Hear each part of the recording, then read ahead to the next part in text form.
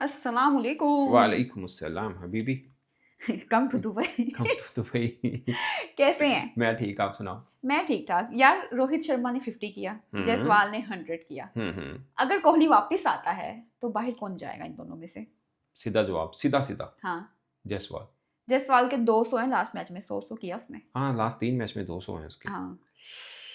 लेकिन यार रोहित शर्मा अगर मतलब उनके टीम में है तो रोहित शर्मा ही प्रायोरिटी होगा ना। हम्म। अब ये ना बड़ी बहस रही है रोहित शर्मा को लेकर इंडिया के अंदर कि वो होना चाहिए या नहीं होना चाहिए। दूसरी तरफ देखा जाए तो जायसवाल बहुत अच्छी गेम खेल रहा है, इसमें कोई शक नहीं है। मेरे ख्याल 6 मैच खेले हैं अब तक उसने। आखिरी 3 मैच की बात कर लें जो आपने बात की है, विशाखापट्टनम में 100 किया, अब यहाँ पे चेन्नई में 100 कर दिया उसने। बड़ी ज़बरदस्त प्लेयर है उनका, वनडे टेस्ट दोनों फॉर्मेट का, T20 खैर तीनों फॉर्मेट का वो प्लेयर है। धांसू प्लेयर, इसमें कोई दो राय नहीं है। बट जब रोहित शर्मा खड़ा हो तो उसकी बारी तो बाद में ही आएगी ना जायसवाल की, उससे पहले नहीं आएगी। एक और लड़का है इनका, गायकवाड, वो भी बहुत शानदार है। बट इन दोनों की रेगुलर बारी मुझे लगता है कि आफ्टर द वर्ल्ड कप 27 आएगी, ये बहस रहती है। अब 3 कैच भी पकड़े हैं उसने रोहित शर्मा स्लिप में, और बड़े शार्प कैच पकड़े हैं, ठीक है ना। तो वो बैटिंग फील्डिंग हर तरह से तो वो अपने आप को रजिस्टर्ड कर रहा है। ये ही बहस पहले विराट कोहली को लेके भी हुई थी, अगरचे वो इंजर्ड हो गए, ये में नहीं खेल पाए, मगर वो जितना खेले हैं बड़ा ज़बरदस्त खेले हैं। इवन के आईपीएल में भी उस बंदे ने रन किए हैं। सो ये आईपीएल में भी थोड़े इंजर्ड रहे हैं। इवन के मैं संजय मंजरेकर साहब की स्टेटमेंट देख रहा था तकरीबन 2-4 हफ्ते पहले, कि उन्होंने बोला कि अगर बिल्कुल राइट टाइम के ऊपर आकर ऐसा हुआ कि रोहित शर्मा फॉर्म में ना हुए या इंजर्ड होते हैं, तो फिर आप ऑल ऑफ नो वेयर आप जायसवाल को लेके आएंगे। तो एक इतना अच्छा लड़का बाहर बिठाया हुआ है रोहित शर्मा को एडजस्ट करने या जो भी इसके ऊपर, मुझे लगता है कि इसके ऊपर टीम इंडिया को एक कंक्रीट डिसीजन ले लेना चाहिए, ताकि उसको भी थोड़ा सा राहत रहे मेंटली तौर पे। आल तो मुझे नहीं लगता कि वो कहीं पे भी प्रेशर फील कर रहा होगा रोहित शर्मा, जिस क्लास का वो प्लेयर है और जितने उसने रन किए हैं एज ए कैप्टन जो जो अचीव किया हुआ है। बल्कि कुछ जर्नलिस्ट इंडिया के ये भी बहस करते हैं कि अगर रोहित शर्मा इंडिया टीम का हिस्सा है ही, तो फिर कप्तान बन के ही वर्ल्ड कप क्यों ना खेलने, उसके बाद कप्तानी देते हैं शुभमन गिल को। ये एक अलग बहस है कि शुभमन गिल ने भी आफ्टर चैंपियंस ट्रॉफी बहुत ज़बरदस्त परफॉर्म किया, बल्कि इंडिया की 4 प्लेयर ऐसे हैं जो आफ्टर चैंपियंस ट्रॉफी बड़ी शानदार फॉर्म में है। उसमें नंबर 1 के ऊपर विराट कोहली है, नंबर 2 के ऊपर रोहित शर्मा है, नंबर 3 के ऊपर शुभमन गिल है, नंबर 4 पे केएल राहुल है। और इन सब में सबसे तीखा जो खेले हैं, यानी अच्छे स्ट्राइक रेट के साथ, वो केएल राहुल खेले हैं, जिनका नाम जिक्र तक नहीं होता, although he is playing in he is in the playing 11, ऊपर के नंबरों की बहस है।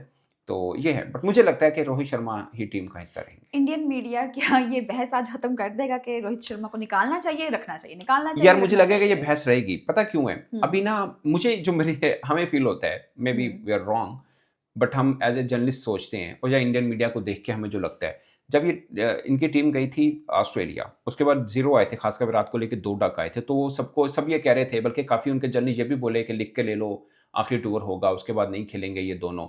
अब जब बारी आती है ना कि फैसला कर लो कि ये नहीं खेलेंगे, उसी वक्त रन हो रहे हैं उनके। परफॉर्मेंस निकल के उसकी आती वक्त है। परफॉर्मेंस आगे तो बल्ला मैंने बोलता है। विराट कोहली का आपको जिक्र किया। After champions trophy Virat Kohli के 652 रन हैं, he is eight top in India. ठीक है, 300 350 हैं, जस्ट इमेजिन। सही ठीक बात है, है। 616 उस बंदे के रन हैं। रोहित शर्मा ने 12 इनिंग्स में 552 रन किए, एवरेज पता कितनी की है? 50 की, और स्ट्राइक रेट 96 का। उधर विराट कोहली की मैंने आपको एवरेज नहीं बताई, उसकी 88 की एवरेज है विराट कोहली की, हर मैच में 88 रन और 106 का स्ट्राइक रेट। आल तो वो नॉट आउट जाते हैं वो इनिंग काउंट नहीं होती, बट वैसे बात कर रहा हूँ, ठीक है ना। सेम रोहित शर्मा 100 में 450 है, विराट कोहली के 300 और 350, सबसे ज्यादा 100 विराट कोहली के आफ्टर चैंपियंस ट्रॉफी। तो उस पर तो बहस ही नहीं बनती, और मुझे नहीं लगता कि उसके ऊपर बहस हो भी नहीं हर होगी। क्रिकेटर का जो कद है ना, एक से भर के एक है। हाँ, लेकिन इन दोनों के ऊपर रहता है ना, अगर विराट कोहली के ऊपर तो बात नहीं हो रही होगी, ऑल्दो ही इज क्योंकि वो इंजर्ड, बट इंजर्ड उसने है ना। रन किए हैं, लेकिन आईपीएल में भी रन कर दिया ना उसने। आईपीएल में फिटनेस, फॉर्म, रनिंग, फील्डिंग सब, और रन भी उसके बल्ले से आए हैं। तीसरे नंबर पे शुभमन गिल है, जिसने 8 इनिंग में 416 रन किए हैं, एवरेज उसकी 59 की है, स्ट्राइक रेट 112 का है, 112 का स्ट्राइक रेट है। सो इस बंदे ने भी किया, 350 भी किया। मैं केएल राहुल का आपको बता रहा था, 9 मैचेस में 356 जो हैं उसके रन हैं, एवरेज 71 की, स्ट्राइक रेट 125 का है। ये वनडे की है। अब बहुत से बड़े बड़े प्लेयर्स का T20 का स्ट्राइक रेट होता है। सो ये है। So after champions trophy Australia के हाथों ये सीरीज हारे 2-1 से, उसके बाद साउथ अफ्रीका ही 2-1 से जीते, but KL Rahul was captain, not Shubman Gill captain. ठीक है, शुभमन गिल आप अपनी कप्तानी में पहली ये क्लीन स्वीप सीरीज जीता है। न्यूजीलैंड में था तो न्यूजीलैंड के खिलाफ घर में खेले, हालांकि उनकी BC लेवल की टीम थी, 2-1 से हारे थे। वो मेरे आप तक नहीं समझ पाया वो इंडिया कैसे हार गया था। मे बी कॉम्प्लीसेंट हुआ, whatever the reason is, ठीक है, वो हारे थे, और अब अफगानिस्तान के खिलाफ जीते हैं। सो कुल मिला के चैंपियंस ट्रॉफी के बाद एक ही सीरीज हारे हैं, वो अवे सीरीज थी, जिसमें वो सॉरी 2 सीरीज हारे, 2 हारे 2 जीते। यस। अच्छा, अफगानिस्तान को क्या हो गया? तीनों मैच वन साइडेड यार। यार मैं बताऊं, दो चीजें हैं। या तो उनको लगता है कि वो इंडिया को हरा नहीं पाएंगे क्योंकि हर मैच के बाद उनकी फॉर्म गिर रही है, बजाय इसके कि बेहतर हो। I think one sided match, pressure. मतलब वन साइडेड मैच, 20-25 ओवर में ही मैच खत्म हो गया एक तरह से, ठीक है ना। वो कुट लगी अच्छी खासी। और आज अगरचे अजमतुल्ला उमर ज़ई ने बेहतर बैटिंग की है, हालांकि 100 शाहिदी ने किया है, बट मुझे उमर ज़ई की क्लास नज़र आई है। शाहिदी की भी आई है, उसका फर्स्ट सेंचुरी है उसकी इन वनडे क्रिकेट, तो उसने भी अच्छी बैटिंग की है। इससे पहले भी इंडिया के खिलाफ उसका 80+ रन की इनिंग भी है। ओवरऑल इसकी वनडे का फॉर्मेट वनडे फॉर्मेट में हाईएस्ट उनका 97 था। मगर Omarzai he is class player. Ibrahim Zadran, Omarzai, शायद भी ठीक है, कैप्टन है। ऊपर से गुरबाज करता है, इस आज के मैच में गुरबाज नहीं कर पाया, 4 अर्ली ऑन आउट हो गए थे उनके।